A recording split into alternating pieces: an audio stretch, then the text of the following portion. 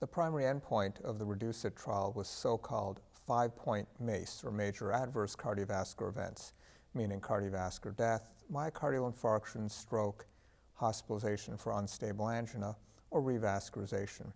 This was significantly reduced in the overall trial, about a 25% relative risk reduction that was highly statistically significant. As well, the key secondary endpoint of cardiovascular death, MI, stroke, so-called hard MACE, was also significantly reduced by about 26%.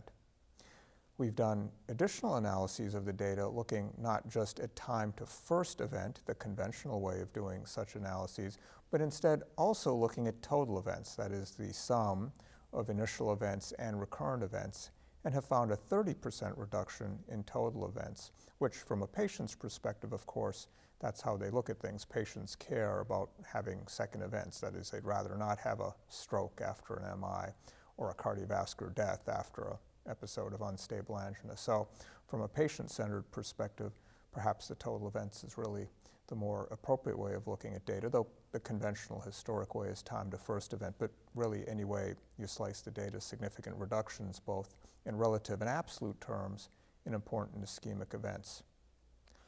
We've also examined a number of different subgroups. Most recently, patients were examined by their baseline tertile of triglyceride levels, and what we found, not that the trial was designed or powered for subgroup analyses,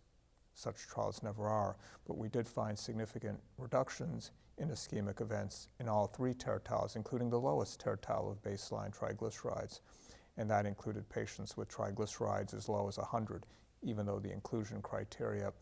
as stated, was really 150, but we allowed variation in triglycerides, and indeed there was even greater variation when we looked at an average of a couple of measurements, as is known to be the case with triglycerides. So bottom line is we got patients with triglycerides as low as 100,